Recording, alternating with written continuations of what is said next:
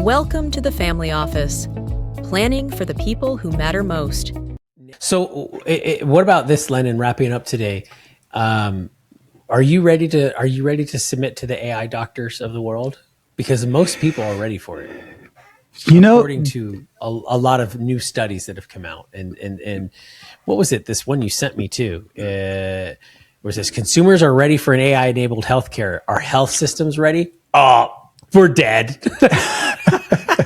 Are the health systems ready? Nope, they're not. That's crazy. Where are you at with it, Len? Because I could tell you where I'm at with it. I'm all go. I'm ready. In fact, I'm already doing it. I feed everything to my chatbot. Every single thing, my doctor reports, my health reports. I check my blood pressure 3 times a day, my supplement stacks. Every single thing, I feed it. Where are you at with it? So check this out. So last episode, I told you about my issue with my appendectomy, right?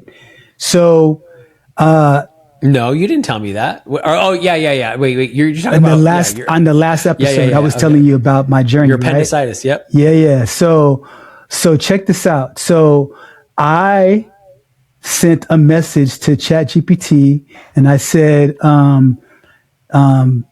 I asked it, hey, this is what I'm feeling. These are my symptoms. I haven't gone to the restroom and should I be concerned? And it says, yes, this is worth addressing now, but not necessarily an emergency itself. And then it asked me where was the pain located. So I told it and it said no pain meds today. And it said, you should go get urgent medical attention tonight. If you stop passing gas and your abdomen becomes increasingly swollen, develop worsening severe abdominal pain, repeated vomiting, or can't keep liquids down, you should go to the doctor now. And so I was like, okay, this is what happened to my friend.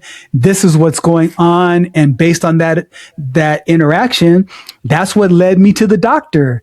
And I would not have gone because of that. So between my friend and between AI giving me advice about what to look at, I put those two things together, man. And thank God, because, I'm sitting here having a conversation with you, having had surgery just a few days ago. And so I say all of that to say that I'm all for it, man. If I can get quick advice and I can have essentially a device that has access to all of the medical records that ever existed in life, dude, I'm all in. Sign me up.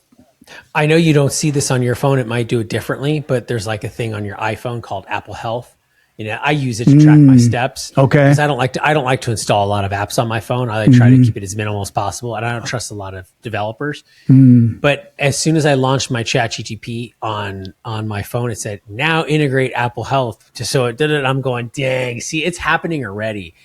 But I agree with it. I think it's phenomenal. I tell my kids all the time. I say, and my kids do it now too. They say, I got this thing on my foot, Dad. I said, take a picture of it and send it to your chatbot. And keep it in a project, so you're continually training this chatbot on you and what to look for. But I think the medical field, much like the educational field, is going to be completely turned upside down because of AI. Because 100%. I mean, you already see it in the medical field where it's like radiology. No one goes to school for that anymore. Why would you have? The only reason why you need to go to radiology is because you still have to have a licensed doctor, radiologist, tech sign off on the AI interpretation.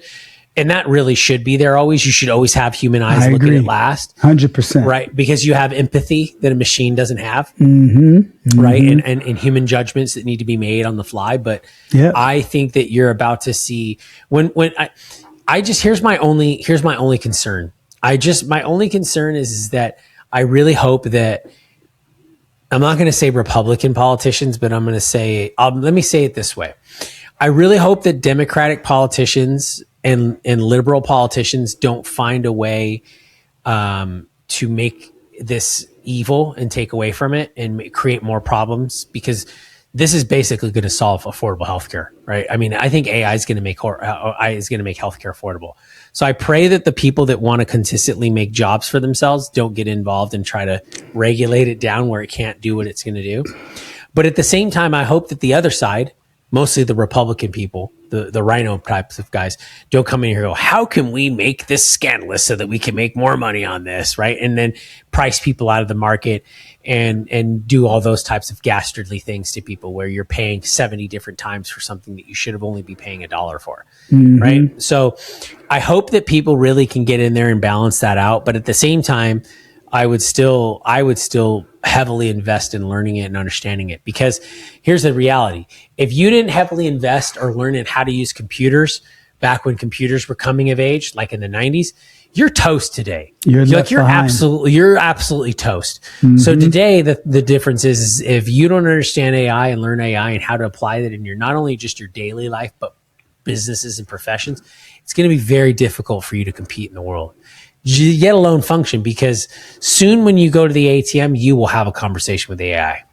You will. That is correct. I agree. I could not agree with you more. And if you think about it, we call nursing hotlines all the time and we say, hey, these are the symptoms I'm feeling. And, you know, with your chatbot, you don't have to wait in line. You can reach out 24/7. You can get an instant answer. You don't have to worry about the nurse being incorrect or tired or just uninterested and not probing or and asking enough questions. Or mad because whatever. Because you call in cursing her out because you're in pain in real time. The chatbots don't care about that. So I'm 100% in agreement with you. And I just hope that our politicians on the right and the left don't take something that's meant to be good for people and find some way to make it bad. And so I agree with you. I think that we just need to continue to find ways to make sure that we continue in the area of privacy so that our personal information doesn't get leaked or hacked out there and all of those things, but where it can provide information. I'm telling you, man, I'm a believer because firsthand, it was a benefit to me. So, and it's real when you get into that situation. It's real. Yes, it's absolutely. Yes. Right. When you're feeling it in real time and you need an answer right now, don't put me on hold, bro. I don't want to hear any, you know, classical jazz while I'm in pain. No. Well, Len, it's always a pleasure, sir. You have a phenomenal week. Likewise. Again, likewise. For those who out there like this content, like and subscribe, follow us. We'd love to hear from you. Comment, and we'll see you on the next one. Len, have a killer week. Thank you, and brother. Everyone else out there, stay classy, stay safe. And just don't believe the hype and stay close to your family because everything's going to be all right. God bless you guys. Thanks, Len. All right. Take care, Chris. Bye. Conversation has given you clarity on your next steps. Please share this episode with someone who's walking the same path. Don't forget to like and subscribe so you won't miss future episodes. And remember, planning ahead isn't just prudent, it's an act of care. Thanks for joining us, and we'll see you next time on The Family Office.